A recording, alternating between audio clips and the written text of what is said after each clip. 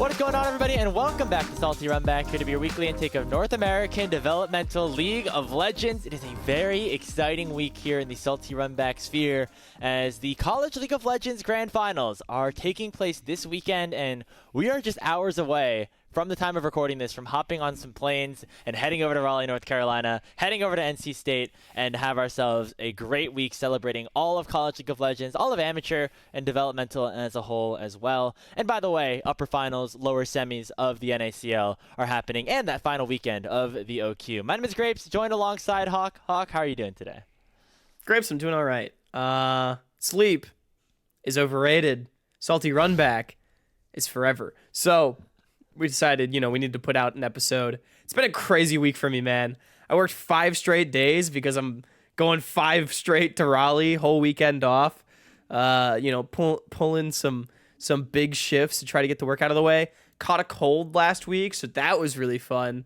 It's kind of still lingering for me right now, but I'll be okay by the time we touch down in Raleigh. That's me. So we're kind of starting at the bottom, but then by Saturday we'll be here, you know what I mean? And hopefully by tomorrow, East Coast air will breathe life back into me.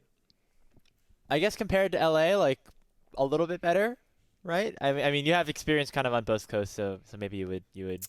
Yeah, you don't really feel like LA is any different until you go somewhere else and you're like, wow.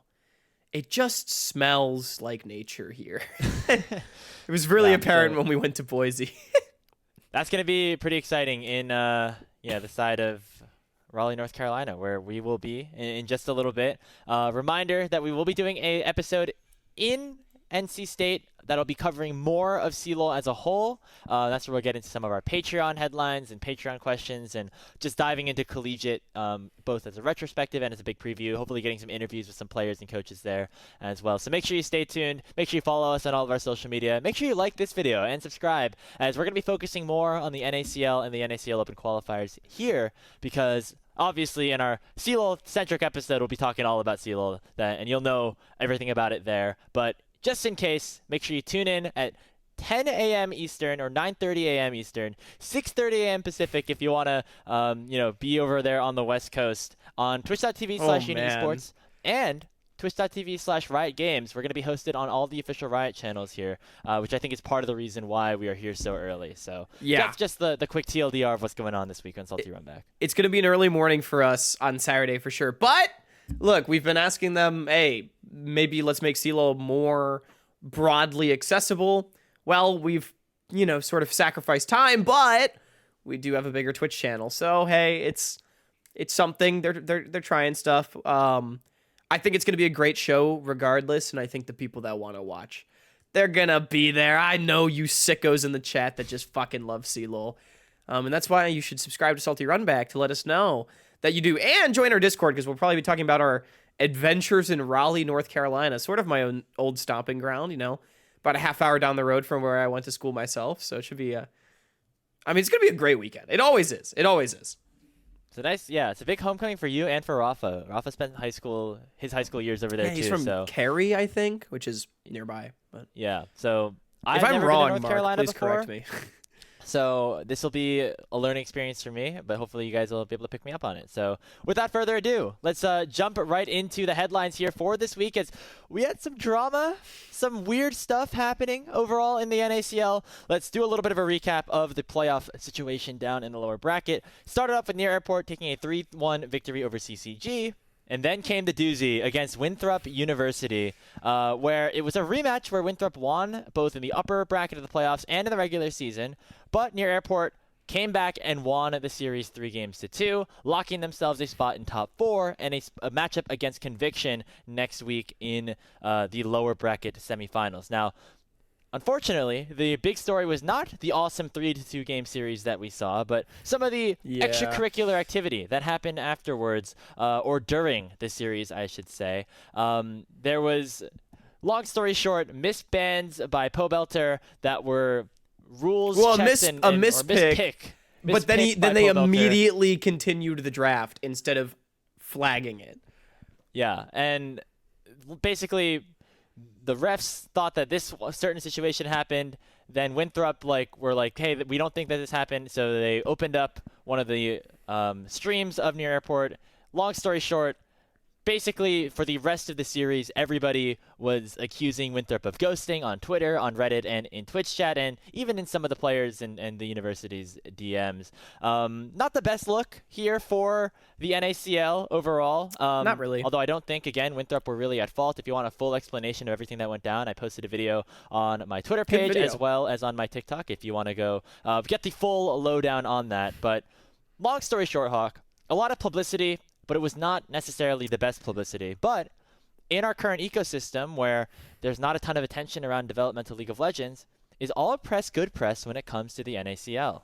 Tough question, man, because generally I would actually say yes. There are so many people on Reddit that are like, this is the most invested I've ever been in an ACL, but I don't love that it comes at the expense of Winthrop. Like, I don't know. It doesn't really feel good. A lot of people were saying some pretty not cool stuff to that team, and it's like, come on, man, they're just college kids. A lot of people seem to not like college kids as well, by the way. That was something I learned from this drama, which I thought was really weird. But, like, damn, just because you're sad and lonely now doesn't mean that they can't enjoy their college experience while they have it. Regardless. But I'm also, and it's something I've been talking about ever since Near Airport came into the league, is the press that they bring, does it delegitimize the NACL? That's been, like, something I said, like, 3 months ago. Like, I'm pretty sure I've said that word for word. So I'm a little bit afraid of this press because, like, yeah, it's bringing eyes, but is it just people that are going to be like, wow, look at how goofy the NACL is. Near Airport's playing in this, and they're not actually going to be interested in developing North American players or, like, any sort of ecosystem, right? And I think that can be harmful.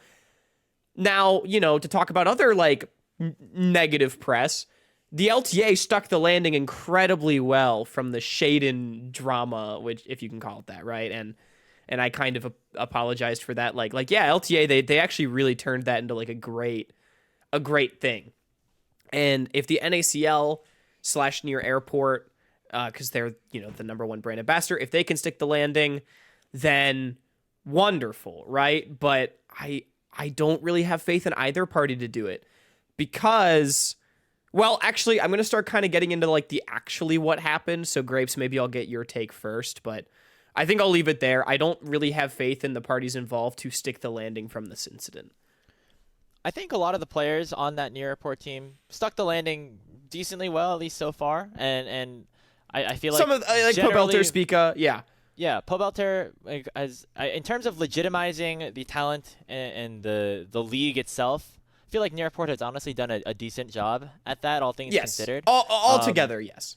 When you think about the fact that they do treat the scrim seriously, or at least try to a lot of the time, or some of their players do, and in some of the interviews that we've seen of them, like Biofrost has gone out and said, like, hey, we really want revenge against Winthrop. Like, hey, Winthrop are a really good team. Like, it's not just us playing bad. Like, these are good teams that we are playing up against in this league.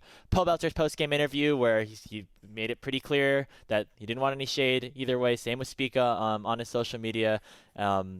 I think in general, like, the parties, like, Near Airport as a whole, I appreciated in general their response to it, and not trying to turn it into more than it was, and especially 80% of the way. I agree with you. I think I mean, this is just what comes with having, like, big fan bases, especially of people who don't necessarily follow the space super closely, at least compared to, you know, us that are here in the NACL, where you don't know the full details a lot of the time, and these people don't want to dive into everything and really figure out, like, hey, Pobelter, like, was making this mistake, or hey, was Winthrop actually, like, stream sniping, which again they weren't, long story short. And even though the players all know that, even though, like, we all know that, it's like the bad actors in the space that don't go out to get that full story that are causing these issues. And again, that's kind of what comes with being, you know, having more fans involved and more people that are invested. But it is unfortunate that it came at, you know, some pretty negative expenses, specifically towards some of the players and the organization of Winthrop. Yeah, and I think a lot of the guys on Near Airport did a good job of, like, kind of, like, look, there's going to be a heat of the moment, like, oh my God, fuck these guys, right? And, like, I get it, they're competitors, but I think, like, especially Pobelter and Spica did a good job of kind of coming around on that. I will say, would have loved if Doublelift and Lena, who do just have the biggest brands of the bunch and have also had a history of being very outspoken, would have maybe said something. Because also, even though, like, Pobelter and Spica did say something, and I think they handled it very well. This is not a criticism of them. I think, in general, the one issue that I have is that no one on Near Airport stepped up to have this, like, hey, guys, like, don't flame people movement. Like, I just look at Cadrill with Los Ratones, and he really manages that fan base. Like, he calls out toxicity very clearly, and he will, like, explicitly say during a stream, like, chat, don't be toxic, stuff like that. And, like, obviously it's not always going to work. There's still going to be bad actors. But, like, I think it'd be nice if, like, someone took that initiative on Near Airport other than just, like, a speak a tweet. But ultimately, like, I think the response was fine. There was a message in, like, their YouTube video description, like, as well. So, like, there's a little bit there. But when the title is like Winthrop ghosted, that one doesn't sit super well with me. It's like, okay, you're clickbaiting at the expense of the kids, but, like, don't worry, guys, it's all love. And it's like, I get it. You know, you got to do what you got to do, but I don't know. So, like, I think they could have done some stuff better, but, you know, I get it. They're doing their thing. I think the bigger problem for me is, and the reason this all happened. So first of all, there's, like, the what people think happened, and then the what actually happened, and then, like, that's basically it. And so what actually happened is that Pobelter, intentionally or not, mispicked Anivia. Whether it was a bug, it doesn't matter.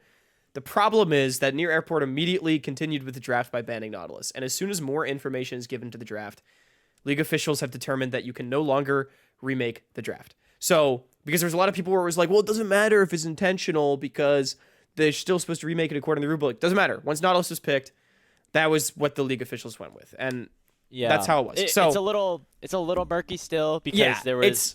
It's like the rulebook officially says, like, an opponent selection versus your team selecting it. And so that's where I was a little bit confused. So it's like, were they going to take it like that or the other way? And I will say, I think this does speak to a general lack of clarity and lack of confidence in Tier 2 competitive operations, which is, I think, why Winthrop felt compelled to check Pobelter's stream, to take matters into their own hands. Because, to be honest with you guys, like, if you think that Winthrop is actively ghosting Near Airport, you're a fucking idiot. Now, could you say they should never, ever turn on a stream and it's immoral to do so? Like, honestly, if that's your take, I might personally, like, I think I generally disagree with you, but, like, I see it.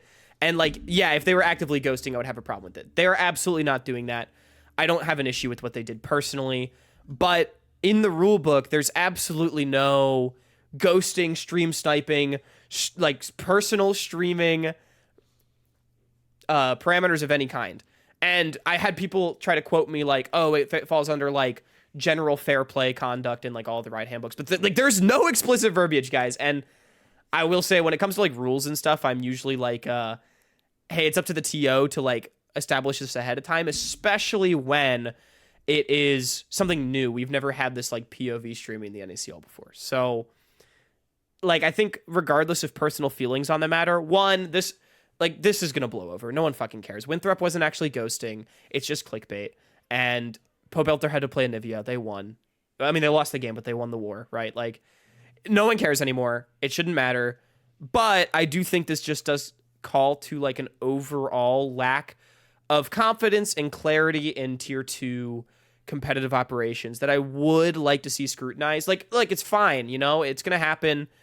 Obviously, we try to catch problems before they arise, but sometimes something's going to come up. Let's just move forward from this with positive action, you know?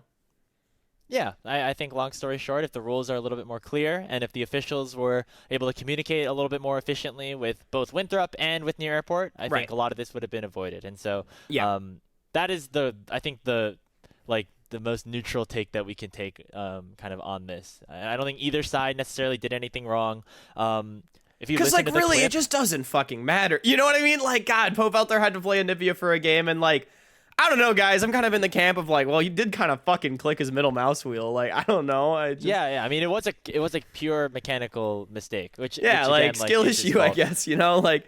Yeah. And, like, hey, I mean, it sucks, you know, like. There's mechanics that are involved with playing League of Legends, and one of them is locking in your champion. And if you don't do that efficiently, then maybe you got to get punished for it. And it doesn't matter. They won. I think there probably would have been a bigger shitstorm if Winthrop had won the series. I would have taken issue with Like Lena had said that they're going to escalate it to riot if Winthrop wins regarding the stream sniping. I'm like, I think that's poor form, in my opinion. Like, come on, that Winthrop watching the 30-second clip of Pavelter misclicking Anivia would not have won them the series, because if you like if your argument is like, oh, if they hadn't stream sniped, the refs would have never caught it. Well, that's a flimsy bad argument.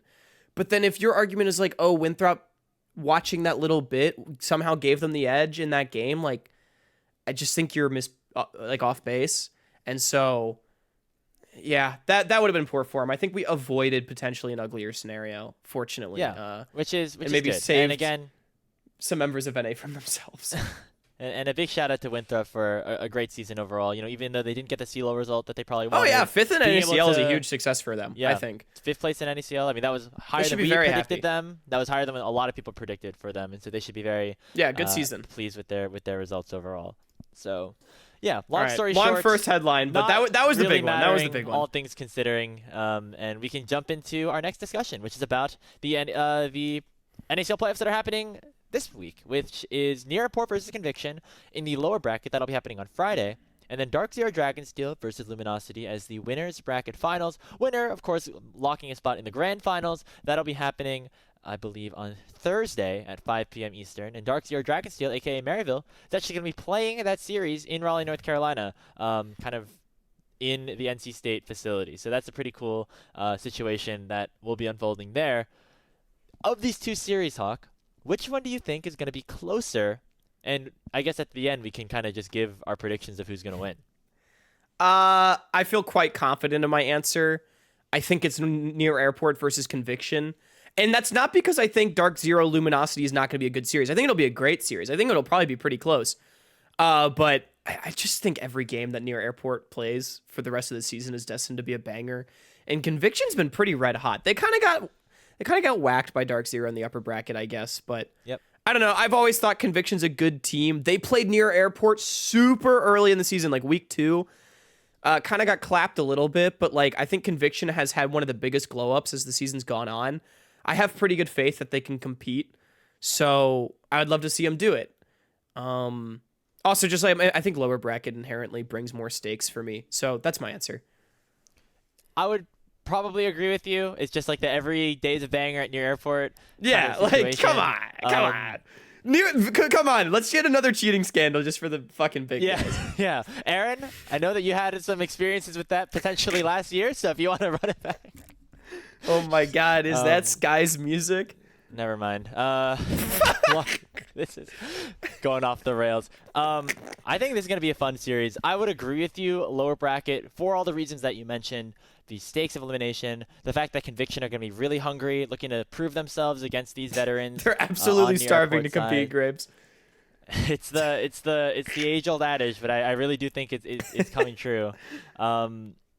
Darkwings versus Pobelter is a matchup That's I'm gonna really be good, yeah. excited to see. Pobelter is really 1v9ing here for Near Airport, and if Darkwings can kind of match up to him, he's had himself a pretty solid split. Like, that's going to be a great matchup to watch. I think the other reason I would say that Near Airport versus Conviction is going to be closer is because I don't know how much stock a team like Darkseer or Dragonsteel is actually going to be putting into this matchup against Luminosity. I feel like a lot Yeah, of they're going to their be playing it from focus- like a hotel in Raleigh, man. Yeah, I mean, I'm sure they'll be at the NC State like gaming arena or whatever. Like they'll have normal setups. I think but Austin is actually taking care of them pretty nicely, but Yeah.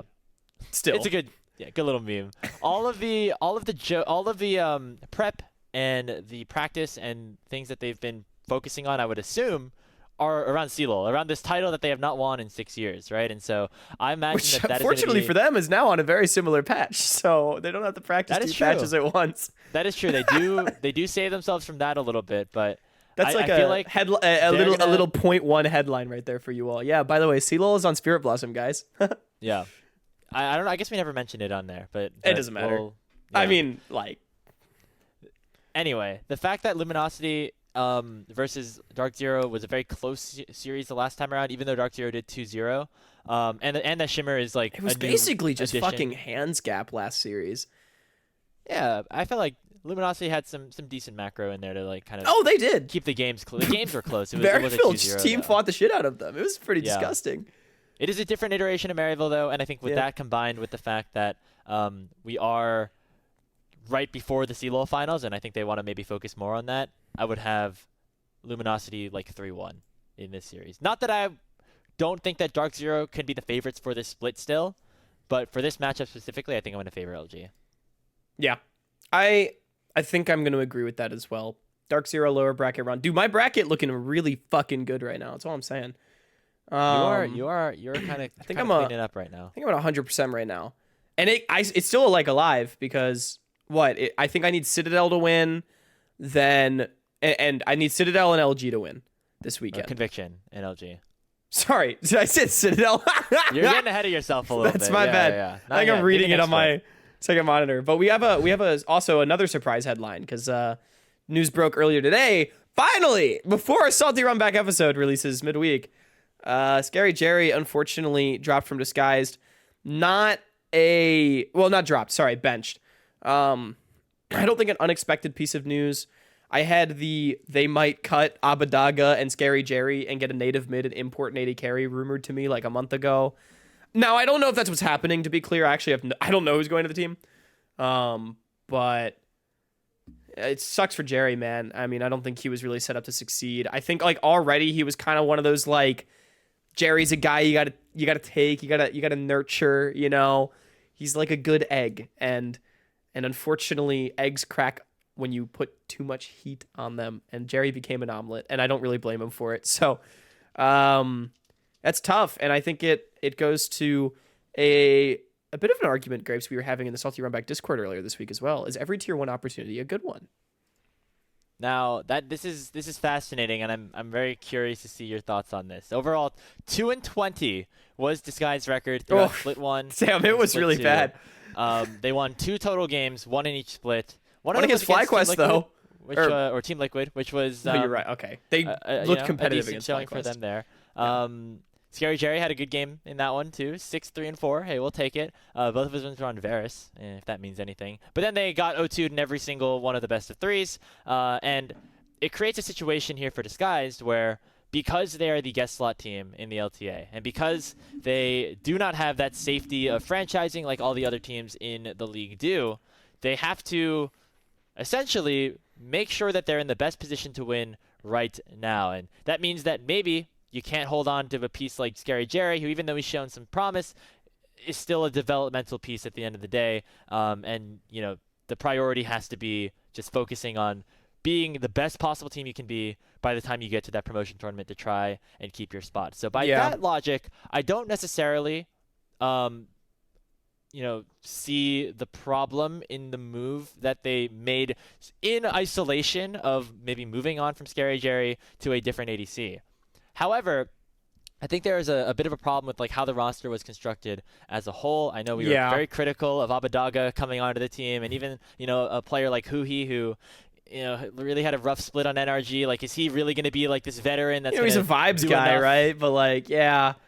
And I think long story short, it just wasn't enough, and it created a situation where ScaryJerry, who I feel like was in a similar career trajectory to somebody like Masu or even like a Jan back in his day on Team Liquid, maybe to a slightly lesser extent than that, but the top tier ADC that rose really quickly through the system in NACL, just now all of a sudden it feels like a lot of narratives and perspectives on him are going to be way worse because of the really terrible situation that he was put in. Which brings up the argument that if you are like a high-tier prospect, we talked about this with Yuji last week joining Team Liquid, where it seemed like he was in a good environment to succeed.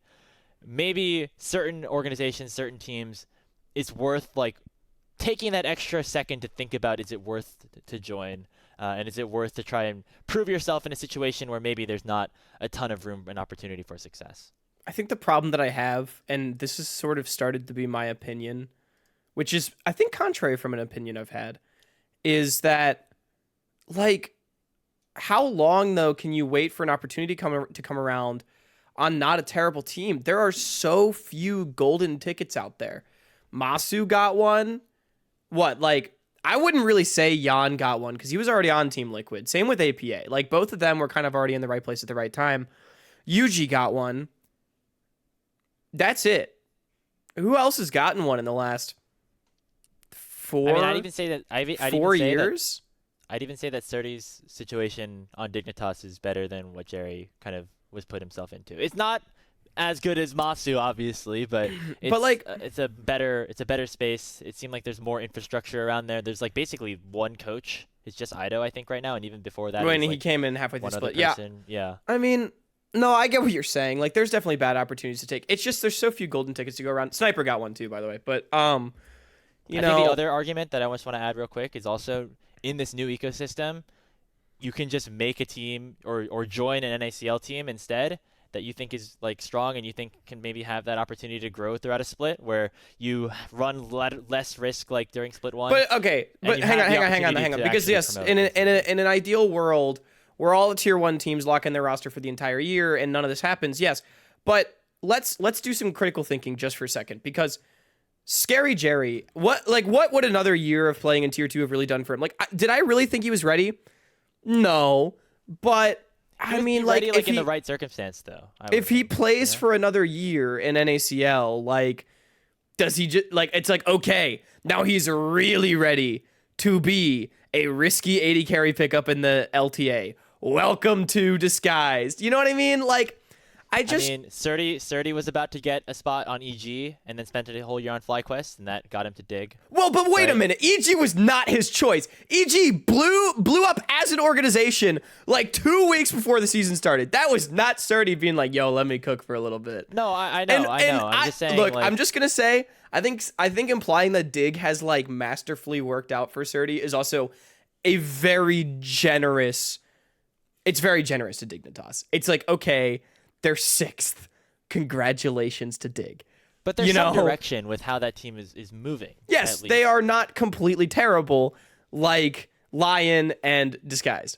Good for them. But like, again, I'm just, follow me for a second here, because it's like, yeah, Jerry took a terrible opportunity, but the problem I have is I think it's so easy to tell a player to just spend another year in tier 2 when that opportunity comes around. Like, he's gonna have the spot. And the problem I have with this whole thing is, like, yeah, Disguised, they're trying to win the promotion tournament, you know? Go get them, boys. But they've known that this would be their position all year.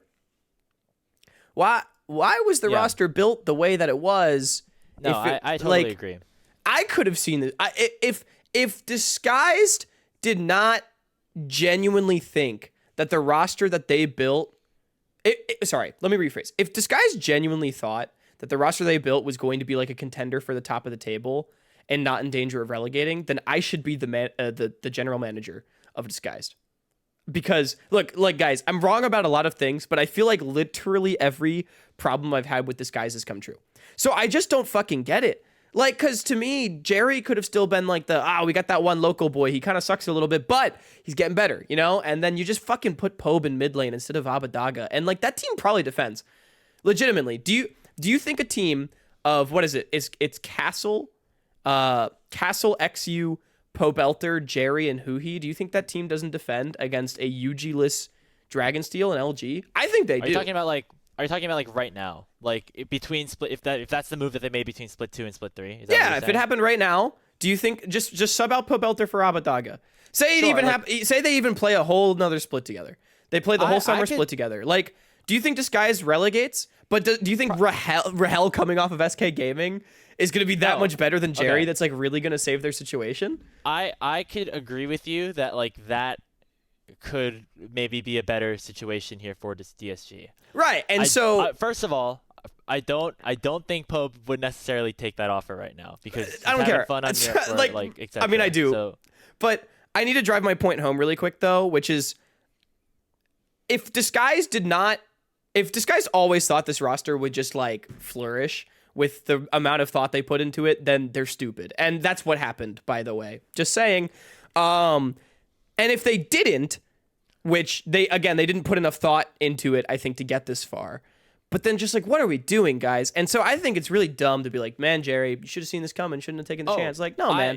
I don't think we should be putting all of the blame on a player for taking the opportunity because I agree with you. Like, you're not going to get too many of these opportunities, right? Like, if it comes around, like, it's really hard to tell somebody to say no to the chance to fulfill your dream that you've been especially because it's like it's a year it's a year start opportunity. You know, it's one thing if it's like a hey, come save us on Disguise now, but it's the opposite, and that's the issue I have. Sorry, wait really quick as well. Also, I think the LTA format is trash. Why are we playing so few games? Okay, continue. Yeah, but money, that's why.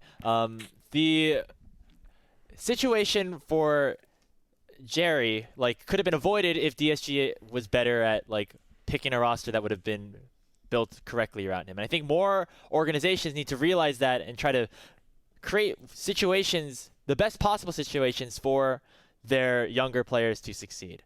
The counterpoint against this, and the other argument that I kind of want to bring up as well, is that DSG is put in a really tough position overall compared to the other 7 teams in the LTA. Not just because they have to immediately defend their spot, which means they can take less risk, but also they're given way less budget and through that supplementary fund compared to the other 7 teams as well, which means that in general, they are the least attractive option for any free agents or any players during the offseason, which means they basically have to dumpster dive for players nonetheless. I mean, we heard Surdy mention it, right?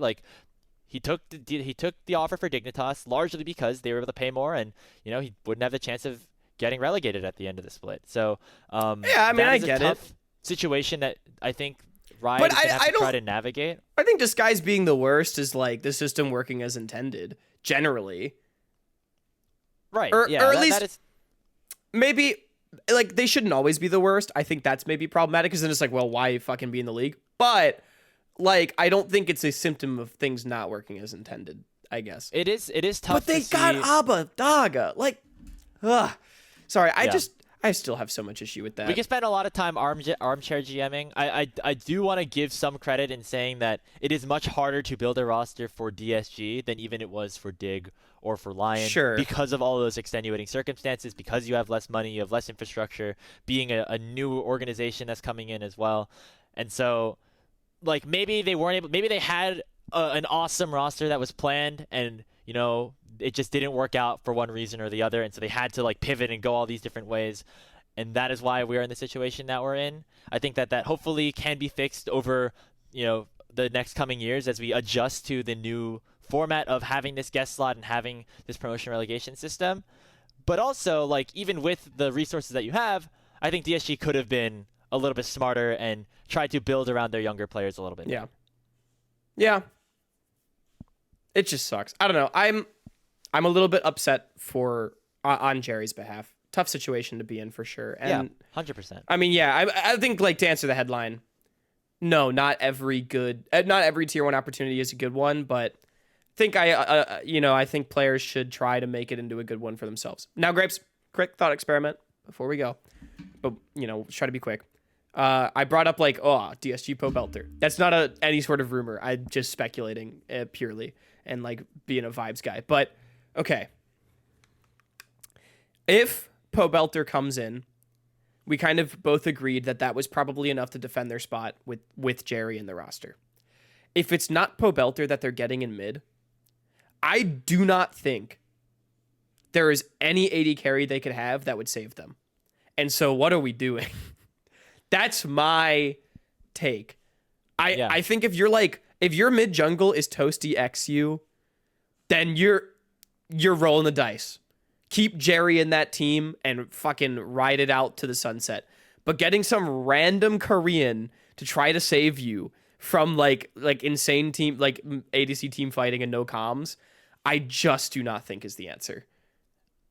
I agree with that. However, they're in a situation where their team is clearly not good enough. They have to make some changes. You might as well just throw some shit at the wall and hope that it sticks. They already made one change. It's fine. I know. I get it. But I don't know if Po Belter. I don't think you can bank on that because they're having so much fun. No, I know. I'm not saying they're gonna get Po Belter, but legitimately, if it is not Po Belter that DSG gets or Spyrax, but there's no way that happens. I think Spyrax could. I think Spyrax could take it. I think Spyrax. But I think Spyrax would even be better than Toasty, for instance. And I think Toasty would have a right. better Yeah, time I agree. But I do not think there is anyone named Po Belter or Spyrax that can I do not think there's anyone not named Pobelter and Spyrax that can save Disguised, and that includes any AD carry they could put in that position. Unless they are going to get fucking smashed down there, then it's like I think that's Even part of the then, issue I have. I don't know. Right. And I think that is part of the issue I have with them cutting Jerry. Is it's like, Yeah. yes, I like Jerry and I was rooting for him, but it's also like, guys, like, in my opinion, they found the problem, and you know, they could just replace the problem with a rock, right? And just like I mean, I'm not gonna pretend Jerry's great, but like, I don't know, like, who the hell are we getting? I don't know. We'll see. Only time will tell. You might as well roll the dice if you're gonna go native mid laner, it has to most likely be an NACL player anyway, right? Like a development piece, or maybe somebody that is a little bit more inexperienced, and so you might as well run with ScaryJerry and try to keep going with that. I will hey, if it's Spyrax and Jerry, they have experience together, right? So like maybe that would work. But I will don't know. order. I I will order on like cold storage a Maryville McDonald's meal deal if Spyrax is playing for DSG in Summer Split. Okay, I will ship it all the way to Los Angeles, California, and eat it, and do a video where I eat it. You if Spyrax is playing for Disguise, I would love to see it, but I don't think it's gonna happen. It'd be very ironic for them to do that. It'd be a good move. Jerry. It'd be a good move, but then they'd fucking cut Jerry. Ugh. Yeah, like you might as well just play too it with intelligent Spyrax for and their Jerry. front Yeah. office. Like, Let's might be move out the on. window because I'm of gonna that keep original being pissed. Anyway, yeah. Shout out, we love you, ScaryJerry. We love you, hope Jerry. that We're rooting for you. You are able to continue your career in a meaningful capacity, and hope that all the LTA GMs out there realize what was going on, and that it was a very tough situation for you, for like a player to navigate, and just for anybody on that team, honestly, to navigate. So yeah, that's our LTA segment here, as we can move on to the open qualifiers to wrap up the show. Citadel and Dorado Gaming both making their way through the upper bracket last Saturday. It was a 3-2 win for Citadel over University of California, Irvine, and it was a 3-1 win for Dorado Gaming over the Jolly Rogers. So both of them have made it into the promotion tournament, and these are the two teams that we largely expected to make it into the promotion tournament. Was the fact that Citadel and Dorado, our two favorites, immediately advancing, a sign that these teams were as strong as we expected, or was the fact that there was nobody who challenged them a sign of the tournament being a little bit weaker overall outside of those top two? Both. I think Citadel and Dorado are pretty clearly the top two on paper. And so, like, hell yeah, Fadachan and Ariana, man. Learn the names. I think those were the only question marks, but, like, we expected them to be good. We expected everyone to be good. But, you know, I think it's like, damn, this was kind of just another tier 3 tournament, but it looks more one-sided because the top teams had to play 4-5 series, and now they're in the promotion tournament. Like, it just feels anticlimactic. But like, I mean, I think if it was like the old format, these probably would have been the two teams we expected to play in finals every time. And that it's not that never happened either. So. Yeah, there was less volatility than last time around, which is why I think the conversation is a little bit interesting, right? Like in 2024, we had like Winthrop, Aporia, and Ole Miss in all the finals, and then we had fucking Goons and Lotus, and like there's always gonna be the top two. I get it. Yeah, just the fact that in a more volatile setting that these two teams still made it out on top, I think is like the interesting call there. Dorado, I really am excited to see what they look like in promotion tournaments. Dude, that team is really scary, man. They got some shooters, and they do not speak only English. Well, I don't know if that necessarily matters, or should. No, that matters a lot, actually. Reddit told me so. But you just got imports from the colleges. That's like a game changer here. Guys, don't cancel me for that. Okay, that was in reality though. Ariana and Fadichan were awesome in that series against the Jolly Rogers. Like, we love Dragoon. We think that Dragoon is like a tier 3 to tier 2 level player. He's a tier 2.5. Yeah, Ariana was just the better top laner the whole time. I do love. Fadichan had a great moment as well at the end, and just a great series overall. Like, it was great. I need to interject too, because clearly Ariana had never seen CeeLo Hub before, because he just quote tweeted like the CeeLo Hub top 10 top laners like either the day before or the day after their series, and he's like, oh yeah, by the way, like none of these top laners except Samudo are better than me. And I was like, dude, that's so based. Like, holy fuck. I love this guy. And the rest of their team is pretty nice too, right? You got Mixture down in the bot lane cooking it up as well, like in the support role. Like, man, Shochi in the mid lane, like this is gonna be a really fun team. I'm a little bit more worried about Citadel actually. I'd actually favor Dorado over Citadel at this point because they have had some shaky moments. They dropped games here and there, and they of course went all the way to 5 games against UCI, who was the team that maybe was going to be on that big run before they were shut down by the Citadel. But even though the players are kind of all the players that we consider to be really good, I think that Kenvi has had a really rough go of things as of late. It seems like he's not in peak form right now, and I wonder if that'll carry over into the promotion tournament. Instinct still look pretty good, and everybody else was just kind of fine. So I do actually think that Dorado are better than Citadel from what we saw on tape from this Open Qualifier. That would be my hot take for the day. I don't even think that's that bad of a take, man. I'm really starting to lose faith in some of the players on the Citadel. I think some of them still got it, at least here and there, but yeah, not a great look for them. And holy fuck, dude, Dorado, like I'm telling you, this Dorado team's got swag. Like they got some hungry players on that team. Dude, Shochi's got ABGs to play for. He's unstoppable. Like, how do you overcome that? Anyway, let's go into our next headline. So congrats to them. They'll be advancing and playing up against Apex, Mission Impossible, and Pulse. We talked a little bit last week about what we thought their chances were against those 2 teams specifically. So if you want to hear more of our takes there, you can head back to our last headline episode. But let's talk about the teams towards the lower end of the bracket right now, as we have 10 teams that are fighting for those final 2 spots this weekend. In the top half of the bracket, we have Dit Esports versus Gravity, Milk Esports versus Weber State, and the winner of that quadrant will play against Jolly Rogers in a best of 5. Then in the bottom half of the bracket, we have Galaxy Gaming versus The Guild, Cupid Esports versus Bruton Parker College, who has gone on a bit of a run here, man, in that lower bracket. The winner of that quadrant will play against UCI. Out of the top half or the bottom half, which one is more likely to have an NACL team on it by summer split? What the fuck is a Bruton Parker College doing in Arlington, Texas, man? I mean, oh my god. Weber State's up here too? Yeah, they are not entirely unexpected, but oh my god. Collegiate, UCI taking Citadel to 5. I think in general the top half of the lower bracket is stronger across the board. But I do think that UCI is the strongest of all of the teams. And this is for an NACL spot, not just a spot in the promotion tournament. Wow, UCI being the NACL would be fucking crazy, though. After being ungodly historical chokers for the entirety of that I've ever watched them, but taking a random series off of fucking Golden Guardians. I'm going top half, I think. Yeah, UCI, they don't. I just don't think they got the clutch for it. I mean, they've been playing really well in this OQ so far, so I want to give them their flowers. Oh, they're a great team, and they got some good players. Them to make it to the promotion tournament. Dude, Rosethorn actually looks like an NACL player again. I think he's really bounced back on this team. Yeah, Rosethorn had a really good go of things. I want to give him a big shout out. I think I'm going to go bottom half, they've revitalized fucking Gorica. I thought that was impossible. I'm going to be honest. That is true. Sorry, I know it's flamey, but it's true. I thought that guy was cooked. He's doing really well. I think I'm going to say bottom half, because even if it's not UCI, I do like Galaxy, looks from Galaxy and maybe Cupid a little bit more than maybe Dig, Gravity, or Milk.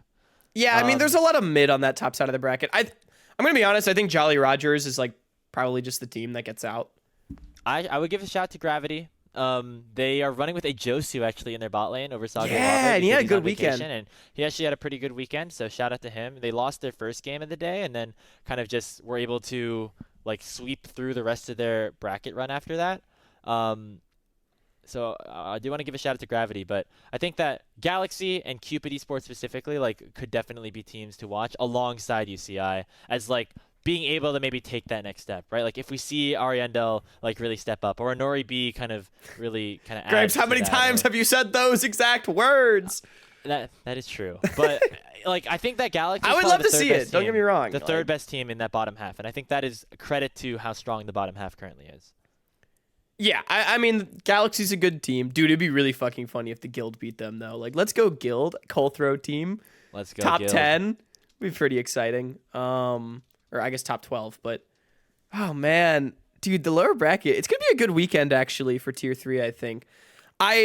This is where the tournament format really does thrive. I do feel we'll have the 2 best teams getting out. Because man, to get through that lower bracket, you really got to do some crazy shit. You got to beat some good teams. And some of these teams have already been on some insane runs. So, we'll see who can do it. I think. Who do you have? Having to figure it out right now. Who do you got? Jolly Rogers UCI, I think. It's boring, So but it is what we said at the start. yeah, I think I'm sticking with it. I had 3 of 4 teams as my answer last week though. So should I pick somebody else? Well, if your opinions changed after watching the best of 5s, like I think that's fair too. I think the biggest problem I have is I don't see any of these other teams like playing above what I thought they could bring to the table. And that's not to say they're playing bad. They're playing great. It's just sort of like nobody has really impressed me yet. And now this weekend is absolutely the biggest moment to do it. So if they can do it, then hats off. Yeah, I think I still got Jolly Rogers and UCI. Maybe Gravity sneaks their way in there. That would be a fun best of 5. I'd be excited to watch that one. That'd be a good Alarm one. Versus That'd be a Dragoon good one. matchup. Like that'd How be many? great. I did a statistical analysis, I think, of how many times these guys have played against each other, and it's like fucking 20. Yeah, it's a lot. And hey, let's get 5 more. Let's get Dragoon's 5 had more his this number. Sunday. Dragoon has had his number. That could be good for the Jolly Rogers. But that's going to do it here for this episode of Salty Runback. We are headed to Raleigh so soon. My flight leaves in 6.5 hours as we are recording this right now. So we are going to be doing a lot of sleeping on the plane, it seems. And if you're in Raleigh, let us know. We'd love to say hi. If you're at the LAN, tickets are still out there. They're still free. So let's fill up that stadium or that arena or that auditorium or whatever the stage is as much as you can, as much as possible. I'm just excited we get to be in person together, Hawk, in 24 hours time, and we get to do it in maybe a little bit of your old stopping grounds in Raleigh. Dude, I'm beyond excited. I've needed to get out of LA for like a couple weeks now. I've been feeling that CLOL itch. Like, this is always one of my favorite memories of the year. It has been for both 24 and 23. And I'm sure 25 will just be another tournament that I will absolutely never forget. I mean, what an absolute privilege it is to be able to be the voice behind the show and behind the greatest moment, in my opinion, in esports. Fuck World Finals, bro. This is where it's at. And obviously all the shenanigans that'll ensue along the way. Grapes had a diabolical idea, which was in-person shooting the salt, which I don't think the world's ready for it, but it'd be pretty fucking funny. We have we can maybe bring a guest on. Like we could bring Cubby on and have him shoot the salt with us too. Like that'd be pretty good. We could really just go full like 2 guys and a mic, and I think that's really funny. So maybe, but only time will tell. I'm bringing my camera and my lavs. So guys, Salty Runback production value is increased. I have lav mics now. I know, yeah. I remember you bought them a couple months ago, and so now we get to actually use them. It's yeah, great. I bought them and then I got employed, unfortunately. So I've not gotten to use my new toys, but they were like $200. They're pretty nice. So I'm very excited to bust them out. Let's just fucking bring it. Dude, they fit in my pocket. I'm just going to bring them everywhere. Let's record everything, man. Make vlog action. I mean, I always say that like I'm gonna do a vlog or something. I know Grapes, I think we just gotta wipe our SD cards, brother. Do you have SD cards that I could borrow? I actually might. If you do, I would really appreciate them. Actually, we can discuss this after the show. If anyone has SD cards, bring them to Raleigh, North Carolina. I'd love to borrow them. Yeah, but again, we'd love to see you here in Raleigh. 10 a.m. Eastern time is when the series does begin. On twitch.tv/UniSportsNA or twitch.tv/Riot Games. I think LTA North will be hosting us as well. So make sure you give us a watch. And, we're also going to have our live edition of Salty Runback coming out, I believe, on Friday. That is where we are shooting for, hopefully with a couple of players and coaches before the big day, before that big series, where we crown our 10th collegiate champion in the league's history. That's a pretty cool number that Shonatonin brought up over on our Patreon. Dude, that is really cool. Holy shit. Oh, man. Eat barbecue, crown another champion. Maryville's third, show goes third. I think the storylines might even be better this year than they were last year. And that's saying quite a bit. The storylines last year were pretty fucking nuts. It's going to be good. Hey, It's gonna be make good. sure you like Oh, and subscribe. yeah, Support us do all that stuff. here. We are very excited. We are screwing up this outro because it's 3 in the morning and I'm tired. So we'll get out of here. Real quick, I Hawk. Send us outta definitely here. you tossed it to me and I dropped it on the floor. Make sure to check us out on all of our social media at Salty Runback NA, as well as at Hawkcast at Speedy Grapes. And if you think CLL sucks, take what we said with a grain of salt and don't sub because we hate you. See you guys You soon. can still sub.